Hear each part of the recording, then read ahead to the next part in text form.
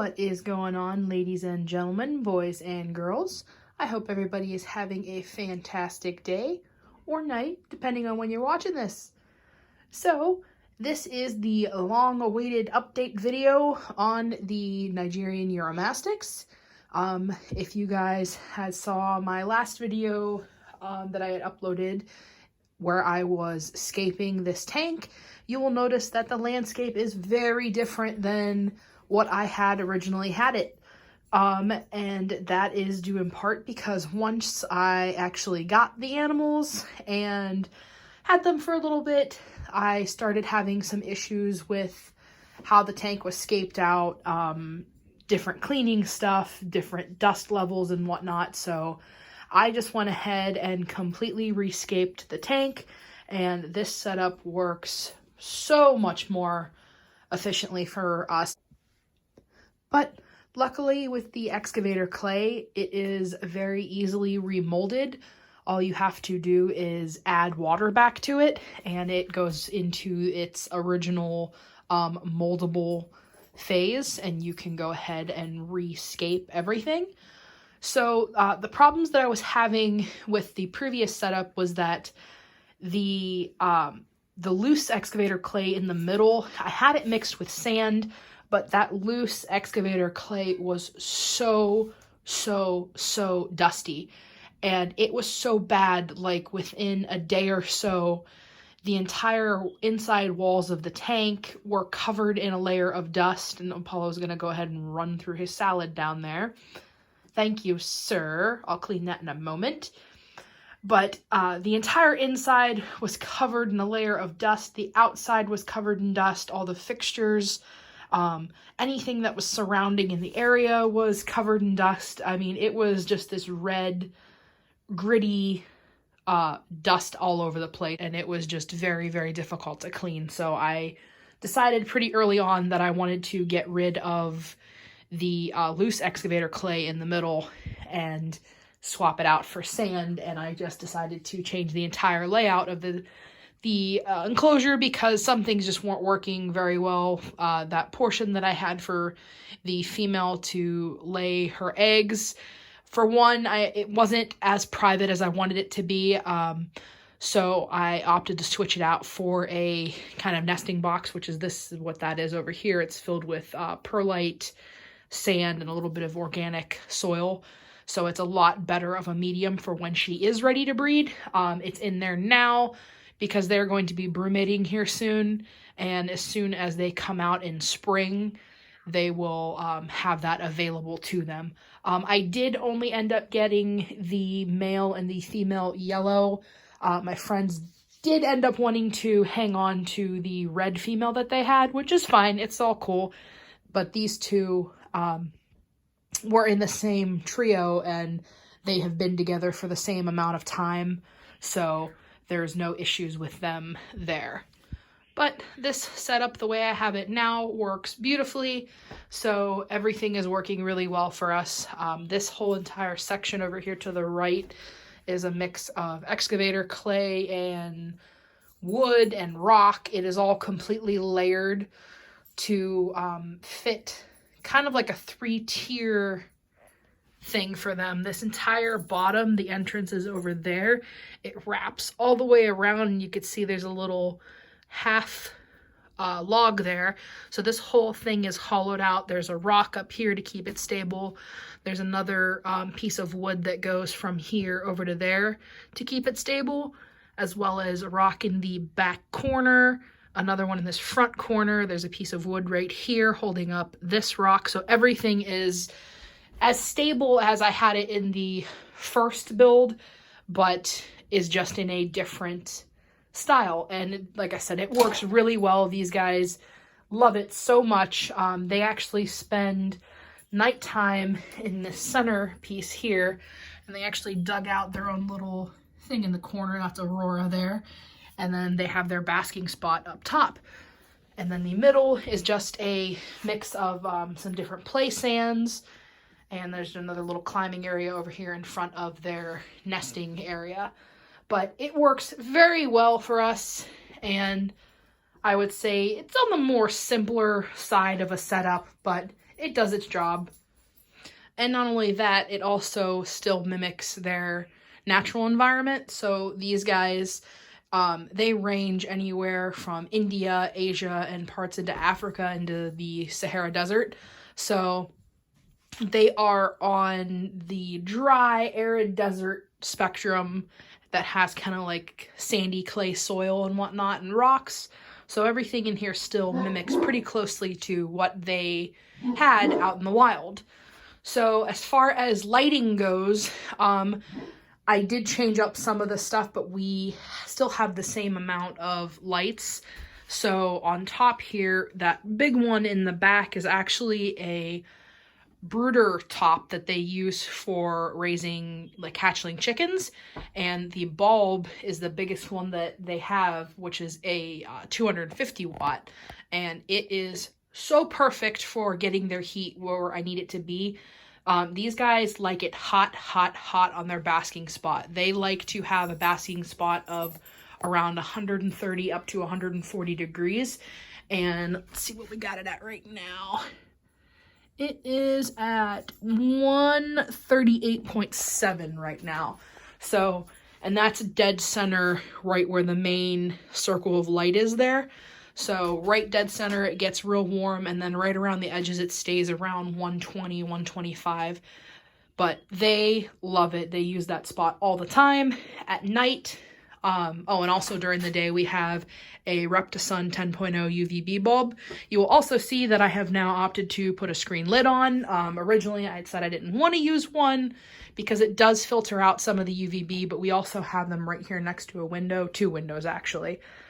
So that'll kind of help make up for it. But Sir Apollo back there is an excellent escape artist, and I have found him skittering across the floor on more than one occasion, and so we opted to have the screen lid back on.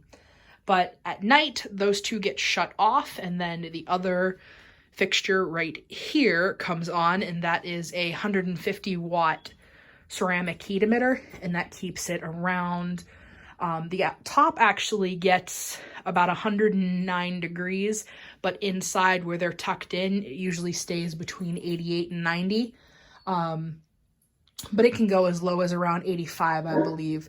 But usually where they are, it stays around the high 80s, low 90s, and they seem to enjoy that at night. So, but we have the proper lighting for them, and they absolutely love it. It's one thing that I love about these guys. It's actually why I named, him after a sun god, and Aurora is actually the sun goddess. So let's get you introduced to the 2 long-awaited arrivals. So this is Apollo. He is the male. And this is Aurora, and she is the female. So you can see there is definitely a vast difference between the 2 of them. You have Apollo, who has this bright, bright yellow coloring and just gorgeous patterning all over his back and his chest and his neck. And then you have Aurora. Grab him a little different because he's making an escape. And you have Aurora, who still has some of that yellow, but it's not as bright. She's got more of a creamy colored belly, and she has more of a brown coloration to her, but you can still see she's got a good bit of yellow on her. Both of them sport the notorious spiky tail for Euros. So you can see that on this Mr. Big Man over here. And as far as a size comparison between the 2, you can see that Apollo is definitely a lot larger than Aurora is. His head is a lot more broad. His body is a little bit thicker, and he is actually a little bit longer than her. So these guys generally get between 8 and 10 inches, the Nigerians do. So she is around 8.5 inches or so, and he is pushing more along the lines of 10. So they aren't a humongous lizard per se, but they aren't, tiny as a leopard gecko. Now these guys are wild caught, so you could see they kind of are a little bit more skittish and rambunctious when it comes to handling. and all I am doing is kind of keeping a little bit of pressure on their tails, like the base, but I'm not squeezing them in any way. As soon as they feel a little bit of pressure, they kind of just chill, like he's moving around a little bit. I'm just going to adjust a little, and then he'll calm down once he gets a little bit better of a hold there. But as far as Temperament goes, I mean, for wild caught, they are really, really, really great. They have zero aggression whatsoever. They have not tried to bite me at all. The only thing is, like I said, they're just a little bit skittish. Aurora is a lot more skittish than Apollo is. She will let me handle her. I mean, like you can see, they're both letting me handle them. They're not particularly happy about it, but they are letting me handle them. But she tends to, I'm actually going to let her go over there so she can go up on her basking spot. Go ahead. What are you doing? Get up there. She tends to have a little bit more of a hard time when I'm handling her. She's, takes a little bit longer to calm down, whereas he kind of will wiggle around and stuff, but he'll kind of just chill out and be like, all right, we'll accept this for now.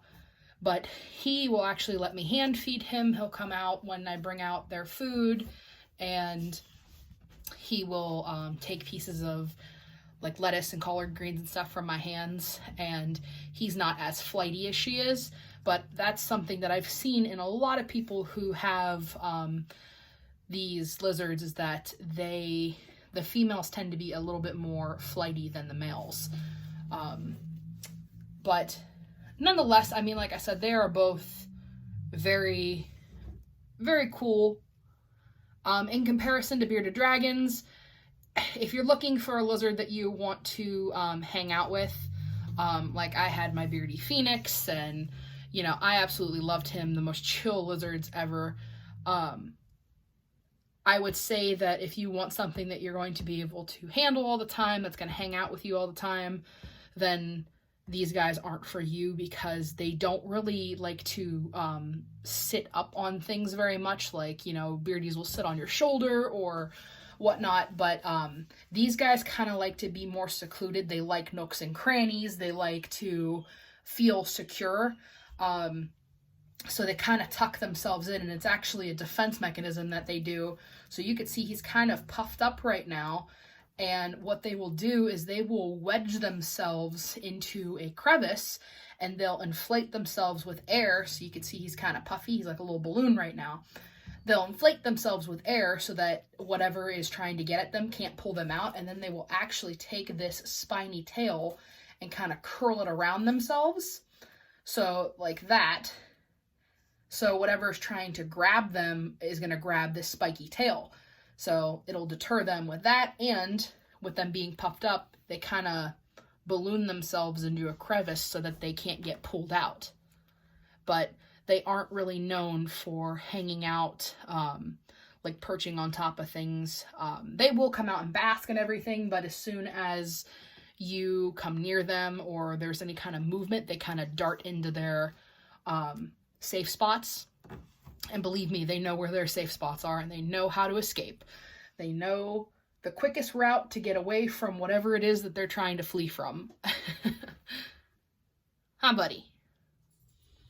All right, so let's talk about diet for these guys.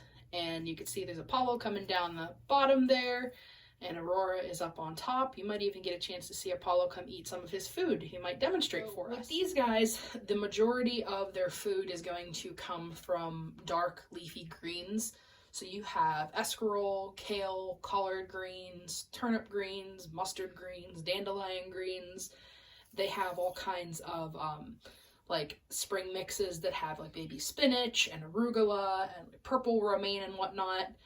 They have, they can eat regular romaine, but I wouldn't feed it all the time because it kind of is just mainly water and it doesn't have very much nutritional content to it.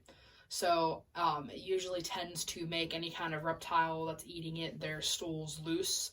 So I would stick to the main ones. And I usually stick to like collard greens and mustard greens. These guys do very, very well on them.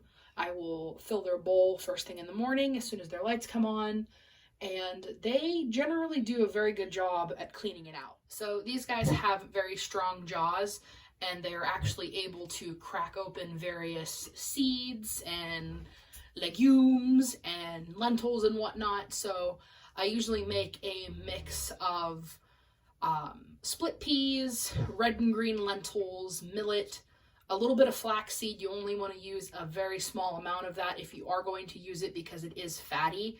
And I get like a bean soup mix that's kind of like ground up or small pieces of like small dried beans.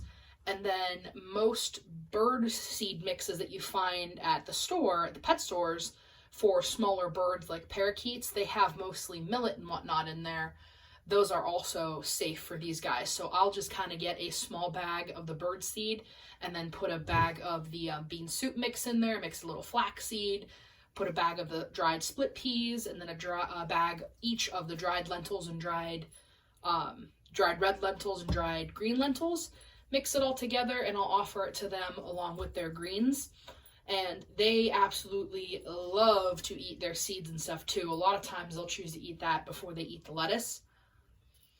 But nonetheless, they will go ahead and eat most of their food in a day. I would say there's a little bit of waste when it comes to their salad. Sometimes it dries out a little bit. So sometimes I will put like half of the amount that they're going to have for the day in there and let them pick on it for a while, and then come back more towards the evening and take out all the dried lettuce and then give them a little bit more for the evening. And that generally works to cut back on my loss for the day. They can have different vegetables and stuff. There's various squashes and everything that they could have, and they could have different fruits too. But for the most part, they really shouldn't have a whole lot of fruit. I think that should make up probably, I believe it's less than 10% of their diet. But to be honest, I've offered these guys all different kinds of vegetables and fruits outside of their dark leafy greens, and they pay absolutely no attention to them whatsoever. They really just do enjoy their collards and whatnot, and I'm okay with that. And as far as like cost effectiveness goes, if you have a garden or anything like that, if you got a green thumb, most of this food that they eat, you can grow yourself. In the summer especially, I don't spend any money on feeding them whatsoever, as far as the greens go. And the seed mix lasts a long time too, so I'd probably spend less than $10 as far as the seed mix goes. But for greens, I don't spend anything in the summer. But greens in the winter even are cheap. You can get a very big bag of the collards for like $1.50. So they're very cost effective for feeding wise. They don't really eat bugs. You can offer them every once in a while, but it's not a mandatory part of their diet.